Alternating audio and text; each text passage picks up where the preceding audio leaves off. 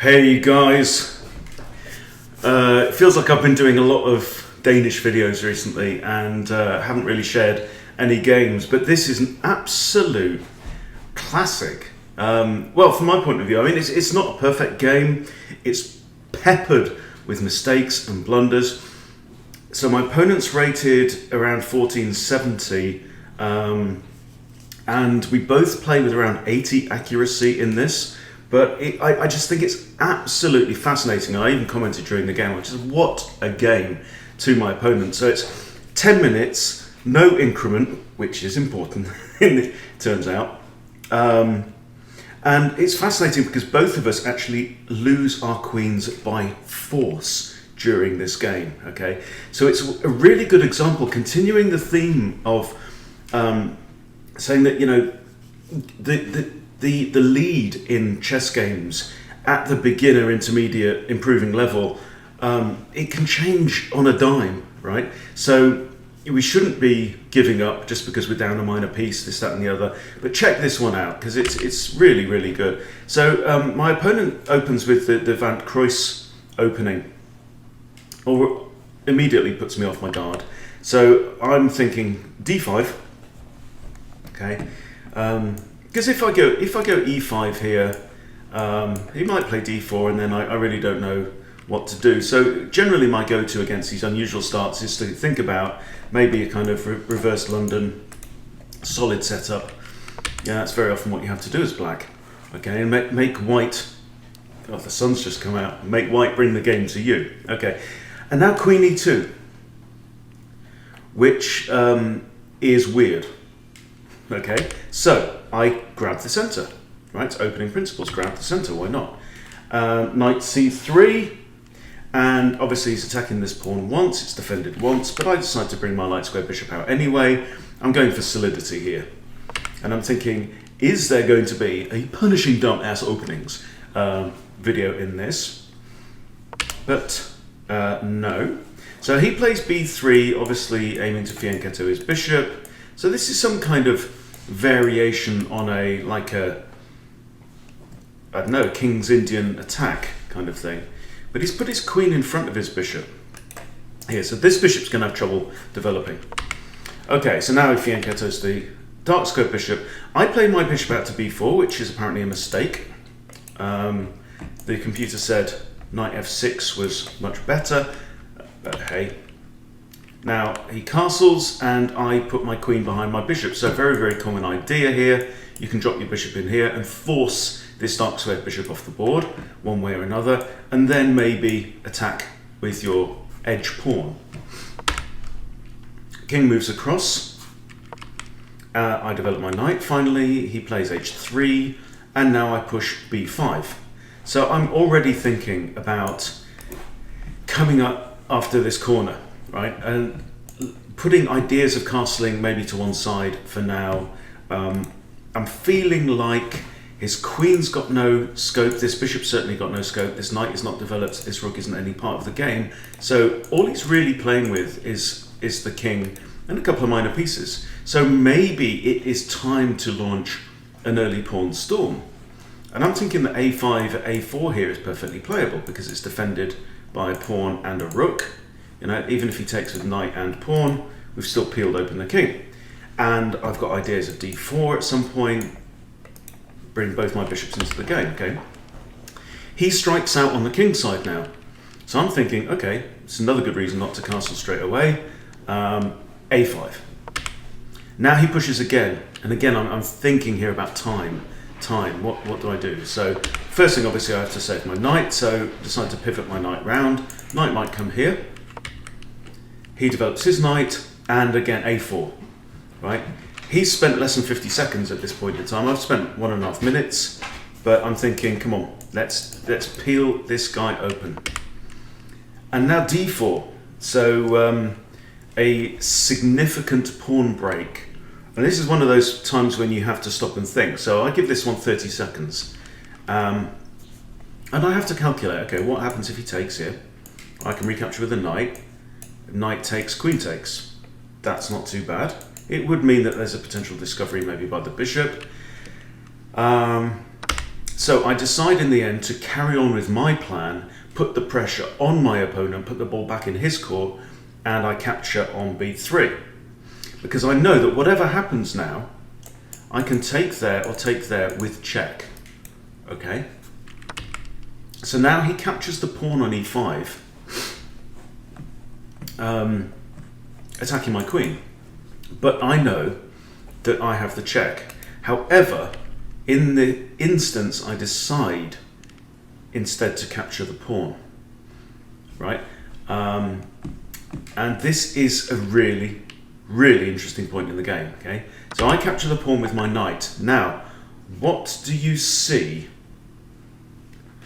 in this position? Because it's absolutely fascinating, this particular point. I think it was a mistake or a blunder to capture there. I'm not entirely sure, but I'll put it in the comments. My opponent now captures the knight, and I recapture with a queen, right? Now I did think about that for a while. I thought about it for 39 seconds because I still have the option to capture here with check, right? But if I take here, he could take with the queen, possibly. If I take here, maybe the knight comes back. I don't know. It's not altogether clear. But no, this is definitely a mistake, right? Now, because obviously I'm moving my queen into a discovery. However, I still have the check, the pawn check. White captures now on d5. Okay, now I really have to think. Okay, if I take here, king can't take, king will move into the corner, right? My queen's still under fire. Do I have this as an idea? Well, no, because the knight can come back and capture it as well, right? I thought at this point about capturing the bishop, maybe with a queen, I don't know. In actual fact, there's a better move even for white here, which is to capture this pawn, right? But here's the problem. My queen's under attack. I can't go there, and I can't go there, and I can't go there, okay? I can go here, but I can't go there, all right? So I've got one really safe square, and obviously I can't go there, so that's out, out, and out, and out as well. So my queen actually only has one safe square. But I do have the pawn check, so I capture with a pawn, right? My queen is still hanging. King moves, and now I guess I could have just moved the queen to here. But here's the problem. The knight has the fork on king, rook, and bishop, okay? So let's say if I move my queen here, white plays there with check. I have to move my king, I lose castling rights, and I'm going to lose a rook outright. Now, I thought this through nearly 2 minutes now, and I decide that the best move here is to sack my queen for the bishop, right? Because otherwise I move here, I lose a rook outright. That's -5, okay? If I get a bishop, king takes, that's -6, right? So I'm losing a queen worth 9 for a bishop worth 3, but I can then capture the knight, potentially. So I take, white takes, I capture the knight with my bishop, right? So, interesting times. I've lost my queen, and I'm actually -2 in material, right? I have 3 minor pieces left on the board. My opponent has 1 minor piece and a queen. But I might be able to castle. Okay, he pushes e4, attacks my bishop. And here I play my bishop forwards to a3 with check. This bishop's still defending this pawn. The king is in check and can't go here, here, or here. So what's the king going to do? And he can't go here. He's either got to move back into the corner or he's got to come out into the board. So he goes back into the corner. And now, bishop e6, just get out of the pawn's way. And it's very, very balanced, okay?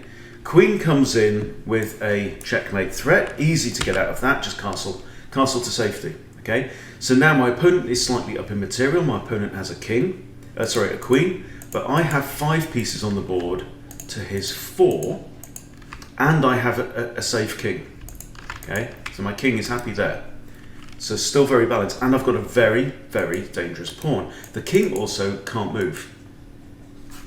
So f4 is played. I now develop my bishop and attack the queen. Right? I'm down under 4 minutes now, my opponent's on 6 minutes 20. Queen comes up, and now I push c5. Right? This is protected. Now he might have ideas of coming in trading bishops, but there's not really a lot I can do about that at this point. After this move, I can't go here or here. Right? I could have dropped my bishop back to there. Right? Instead, I pushed the pawn up, thinking that my only opportunity really to win this game, as things stand, is kind of in this corner. So he does trade bishops, but instead of recapturing immediately, I throw in a kick on the queen. Queen moves out of the way, I capture the bishop, and effectively I've lost the pawn in that exchange. Okay, and I've lost the bishop pair. So maybe not the best thing. Now I develop my knight and connect my rooks, which is going to be important. He comes down, hits my knight, and here I put my rook up to a3, thinking about coming around the back here and attacking these pawns, maybe something like that. Doesn't that just hang my knight? Why did I just hang my knight? It's completely unnecessary. Ah! No, yes, there is I think there is a point to this. Okay. No. There's a point to this rook move that my opponent didn't spot. Okay. My opponent grabs the knight, but this is a blunder. Okay. What was I thinking about when I put my rook on a3, tempting my opponent to grab the free material? Okay. There's a reason why I hung my knight. Check this out. Okay. Pause it. Actually, pause. See if you can figure this out. Right. Why is rook takes c6 a blunder? Okay. Well, here's the solution. Bishop c3 check. Okay. The rook defends the pawn. The pawn is covering that square. The king is in check. There's only one legal move. Queen must take bishop. Rook takes queen. And now we are in an equal material situation, boys and girls. King takes pawn. Rook takes pawn. Check. Okay. And now you have to reassess. I have 3 pawns and a nice safe king. I've got this guy who's probably not long for this world, right? My opponent's pawns are all there on the king side. However, the biggest imbalance probably is that my king is safe and his king is out in the open. So he's down to 418, I'm on 307. Okay, he attacks my rook. I come back and hit the f pawn. He pushes the f pawn. I advance with check. He moves the king. I come back here. Now, this rook can't protect the pawn there, and it can't protect the pawn there. This rook can't protect the pawn there. So if he takes the pawn, if he takes my pawn, then I will take his. So he doesn't take. I throw in a check with my rook. He's got only 2 options now, unless he blocks with his rook. So king comes here.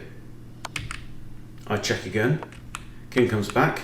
I grab the pawn now that my 2 rooks are on the same file. Now he grabs the pawn, and now, key point I think in the ending here, because I decide that if I skewer his king, okay, and he's down to 2 minutes 18, he's burned quite a lot of time on the last few moves, right? If I skewer his king, the king's going to have to move, okay? Then I can take his rook, right? And then, look at this. King takes, and look at where his king is, right? His king is quarantined on this side of the board. This is really important. And now I have on the left-hand side of the board, right? I have my rook, which can go up and down on this file and keep the king out, right? And I have my 3 pawns and a king, okay? So he has only a rook and 3 pawns. Right, so my rook can play a role in this, but actually my king is more powerful than a rook when we are constrained to just this area of the board. Okay, so I push up a pawn, and I know now that the clock is going to have a bearing on this. I capture, rook captures. Okay, king up, king to there. Now this is a mistake. h6 hitting the rook. A better move here was actually king f6, threatening the rook with a king, and because if I'd come up here, the rook would have to retreat there in order to protect the pawn. Okay, but here, and now the rook comes into the position, protected by the pawn, and now my king's kind of constrained. So I slide my rook up, he's down to a minute 8, and we jiggle about a bit, and I'm being very careful here not to get a draw by repetition. So I attack his f-pawn, king defends. So with moving my rook off of this e-file, I have allowed his king in, but I think he's down to 31 seconds. Okay, check him, check him, check him. Right, move the rook down. I know I've not been on this square, so there can't be a repetition. Okay, but I have hung my rook. Okay, however, my opponent's on 19.5 seconds, so he takes the rook, I push up, and we fiddle about a bit, and then I finally win on time. Okay, but absolutely fascinating game, you know, particularly that position in the middle. So where was this? Yeah, this, you know, round here was utterly fascinating. So let's have a quick look at the at that position in particular. Okay, so we've got a few mistakes. It said bishop b4 here was a mistake. Okay, but here knight takes e5. I should not have played that move because of trade, okay, and then walking into this discovery. Okay, so what should I have done here? Simply get the queen out of the way, you know, keep this. That would have been absolutely fine. And I'm -3 here, so this is basically a winning position. I've got two attackers on this knight, bishop and queen. So I think, and this is the important thing to be able to do, right? If you can do this on your own, great. If you can do it with a coach, great, you know. But it's about spotting what didn't I consider in this position, right? And I was thinking about these moves, and I was thinking about knight takes. I don't think I considered queen c5. And you can kind of see it now, you know, black's in quite a dominant position. Good pressure on this knight, really good pressure on this side of the board, you know, with a semi-open file for the rook, lots of good things going on. There was no need to go into this. He takes, I take, blunder. Now it's +2 for white, and that's how quickly games can turn, because he takes here, right? Better would have been knight takes b5, right? Knight takes b5, I have to block, and there's a load of trades, okay? But that's the computer's thinking. The thing about knight to b5 is that, yeah, he's captured the pawn, and my queen now can't go to this square, right? With knight here, my queen has this square, for what it's worth. Now, it also could have just taken that pawn there. But here, bishop takes was actually the best move. Okay, king to a1, well, obviously it's a great move. It's forced, pretty much. It's the only good move, so I wouldn't call it great. And now queen takes b2 was the best move on the board. Sacrificing my queen for a humble bishop. Okay, takes, forced. Bishop takes knight is best. White is +1.4. Okay, and this actually is a blunder. The computer says I should have just saved my other bishop, I guess. Yeah, should just move back here. Oh, wow, that's interesting. Okay, so moving the bishop back there, and then rook to here is going to force the... What? Well, I can't figure out what the computer can figure out here. But here, forces the queen to trade off. But why? That's really interesting. And this, guys, is the point, you know. It's the, what did I miss? Okay, so let's say the queen doesn't recapture. Let's say just something normal is played, okay? Bishop e2, and now 8 plus 8 for, minus 8 for black. Oh, well, I'm attacking the queen. Okay, I'm attacking the queen, okay. Oh, right, so let's say the queen goes to here. 9 for black. Because of knight a6. What?